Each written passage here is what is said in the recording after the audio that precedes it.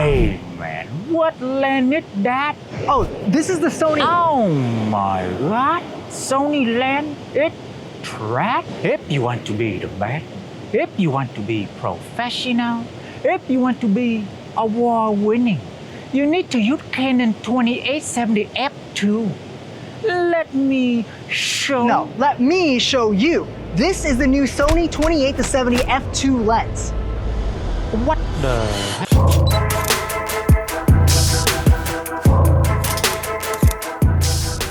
This is hands down the most exciting lens to come from Sony this year. Canon has of course had their own version of this lens for over like 5 years now, and every time I shoot a wedding, every single Canon photographer has that lens on their main body, and it's a lens that I've always been jealous of. The f2 aperture means you can still get shallow depth of field even with the zoom lens, and you get that better low light performance once the sun goes down. On top of that, you still have an incredibly versatile zoom range from 28mm all the way up to 70mm, giving you the ability to shoot wide scenes or tight portraits. And what's crazier is this new Sony 28-70 f2 G-Master is not only smaller than Canon's version, but also a third of the weight. If you want to know just how excited I am for this lens, I already have my 24-70 f2.8 G-Master listed on eBay, and I'm going to be purchasing this lens the moment it is available on pre-release. This lens is 100% going to become my primary lens when it comes to live events, weddings, and even portrait sessions. All right, there's a lot to talk about, and to make sure I kind of factored in everyone's perspective, I also wanted to bring on 3 of my friends who you might know, because they're also YouTubers, wedding photographers, and wedding filmmakers, to get their first impressions of this lens. I don't know, like 24-70 f2 or something like that?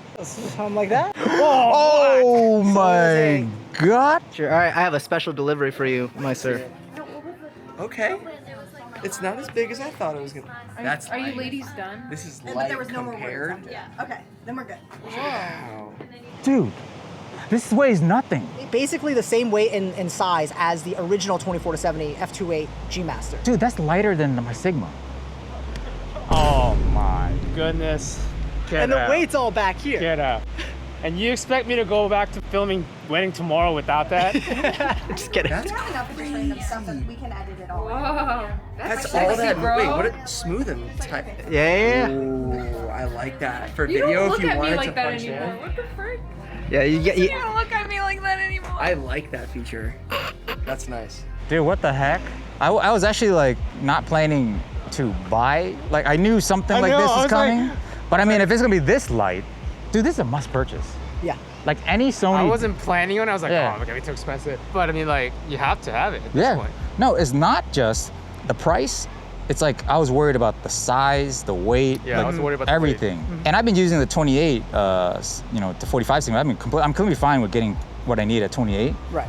I think this is a fantastic live event and wedding lens yeah. because you have the zoom, which is a versatility you need Yep. when you're like, hey, I gotta get the shot. And on top of that, you're getting the f2, so you're getting that depth of field, that bokeh, and normally you can't get that with a zoom lens. So now And you low get- light performance. And low light. So Yeah. whether it's the reception, whether it's the you're outdoors in the sunlight, whether it's the bride and groom's Yep. portrait sessions, you can do it all with a single lens. Yeah, literally. Photo and video too. Like, I think a lot of photographers are on that too, but I feel like videographers have been using 24-70s for like forever, and this is just a more, just a more beautiful version of that, It's just a more useful version, right? Yeah. Like, 'cause the 24-70 really shines when you have enough lighting. When Yep. you're, when That's you, true. Right, when you don't need that bokeh. Yeah. It's a fantastic lens to kind of capture everything. Yeah. And it's a great like documentarian like lens. it is. This is like the great creative documentarian lens. I would say, yeah.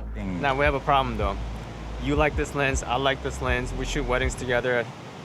We're gonna be on the same lens. Yeah, it doesn't matter. Like, what we do before is like, hey, I'll stick to like tighter, but then like, That's true. whenever Yeah, you wanna communicate earlier. Yeah, and, but like, then if you see something that you need to get. you want to use a 70 with, go ahead, man. Like I'm not gonna stop you from doing that. I hop on these calls with Sony for like their press briefing. Normally I'm like, oh, that's cool. Like Yeah. 85 f1.4 updated, like that's neat. But this, I was genuinely like bouncing in my seat. Yeah, I haven't been this excited about like camera gear in a long time. Yeah. Like this was like, Because if you think about it, oh, I was carrying around the 28 to 45, and then I would also just kind of put a 75 in my, that was a cheap lens, right? So like that's, just in case. But it's just like, at this weight, like why not? This is a really nice. zoom it out, man. This is Zoom it real. out. Make it a little bit bigger. Oh, that's it. We'll come back to them later in this video, but first let's start off with image quality and what you can expect out of this lens. Let's start off by looking at some test charts to see how sharp this lens is. Center and corner sharpness perform really well, even wide open at f2. As usual, as you stop it down, you'll get sharper results, but I was surprised that not only is it sharper than the original 24-70 f2.8G Master, and as a matter of fact, it makes it look pretty soft, but it also looks like it can almost keep up with the GM Mark II when I compare these test chart photos. All the photos I've taken on this lens have looked fantastic.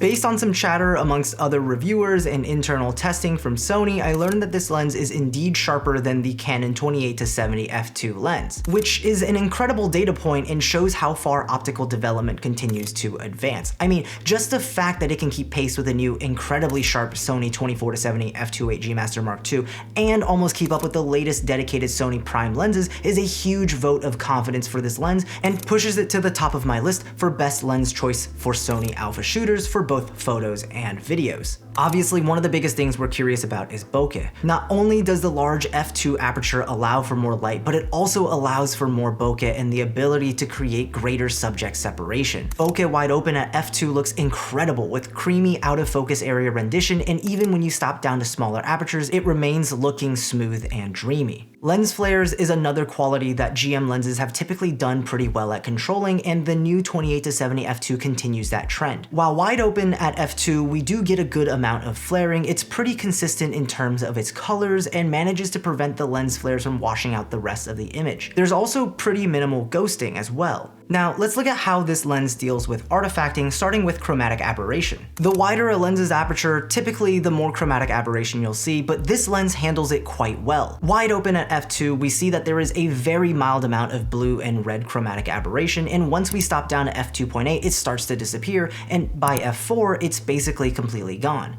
In real-world examples, even in high contrast scenes, I never really noticed any chromatic aberration issues.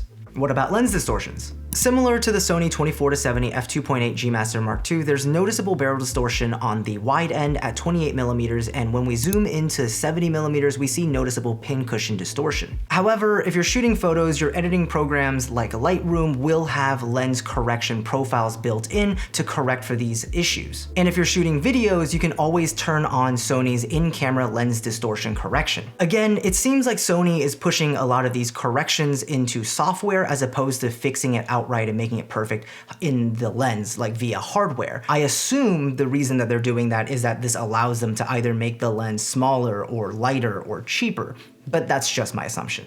When we look at vignetting, we actually see that this lens doesn't lose a lot of light in the corners. Flipping between f2 and f2.8, I find it really difficult to notice even a little bit of vignetting happening, which is fantastic since you're probably gonna want this lens because you wanna shoot at f2 most of the time. I also did a quick test of the autofocus, tracking me running towards the camera, and the lens did a fantastic job keeping focus on me throughout. And of course, throughout the entire time I had the lens, the autofocus was pretty dead on for all of the shots I took. And speaking of shots, let's take a look at some of the sample photos. I know I've been talking on and on about how this lens is perfect for live events and weddings, so what better place to test this lens than at a wedding? Except during the 3-week period that I had this lens, I actually didn't have any weddings on my calendar. But luckily, Jonathan was actually photographing one of the weddings I was attending, so I let him borrow the lens so he could test it out, have some fun with it, see if he liked it, and give me his opinions on it. You got the filter to try to disguise it. Is it because I'm not cool?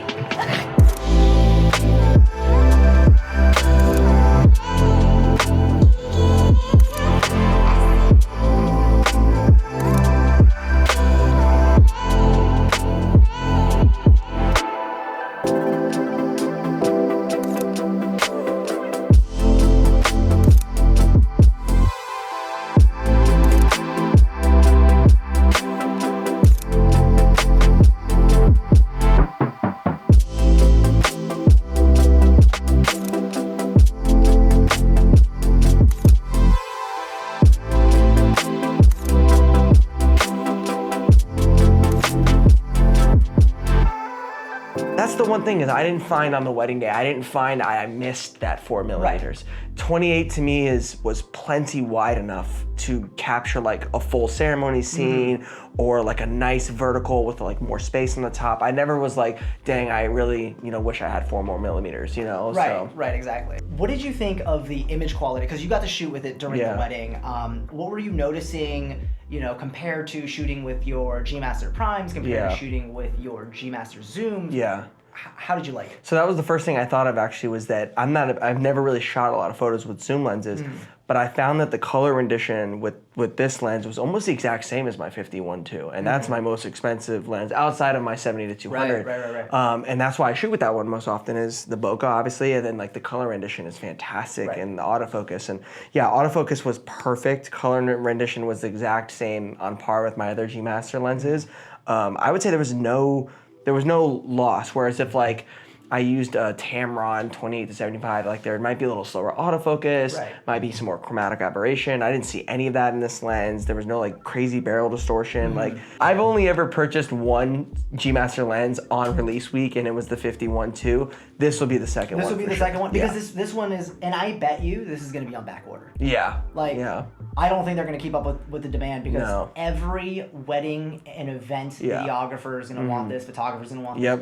People who shoot concerts are probably gonna want this, because now you finally have a zoom that you can use in low light situations, like at a concert. Exactly. All right, let's take a closer look at the build quality of this lens. It's actually a really well-balanced lens in your hand, even if it looks like it's pushing it on the size factor. If you're not used to bigger zoom lenses, this might feel a bit heavy, but if you're like me and you're coming from the Sony 24-70 f2.8 G Master Mark I, or if you've ever held the Canon 28-70 f2L, you'll immediately notice just how balanced this lens is and how well Sony designed the weight distribution. On the lens itself, you'll find the usual Sony GM lens design language with a focus, zoom, and aperture ring, an autofocus manual focus switch, an aperture click-declick switch, an iris lock switch, a smooth tight switch to adjust the friction of the zoom barrel, and 2 custom programmable buttons. Something I love about this lens is that while it may not be internal zooming, this lens has a tiny zoom throw, only extending the front element by about an inch. So not only is this lens already well balanced and back heavy to make handling more ergonomic, but if you're flying this lens on a gimbal for video, then rebalancing becomes that much easier. The front filter thread is a bit unconventional at the size of 86mm, which is larger than most other photography lenses, so you might need a new set of filters or adapters if you want to pick this lens up. And on the mount of the lens, there's also going to be a rubber gasket to help with weather sealing, so you can shoot in wet environments with less concern. Overall, you're getting everything you'd expect from a G Master line lens, and there's really nothing negative for me to say about it. If you're interested in checking out the Sony 28-70 f2 G Master, I will have links in the description down below. They are available for order today, and they will be shipping out around mid-December. It's gonna be priced at $2,899, which yes, is one of Sony's more expensive lenses, and it's definitely gonna hurt my wallet, but I think it's a must pick up, at least for me, because it's gonna immediately fill so many needs that I have already when it comes to lens choice. Before this lens option was available, I still shot a lot on zooms because of that versatility during a live event where you don't have time to switch between your prime lenses. But going to the zoom lens was always a compromise, because if I chose a zoom lens, I knew that I could only open the aperture up to f2.8.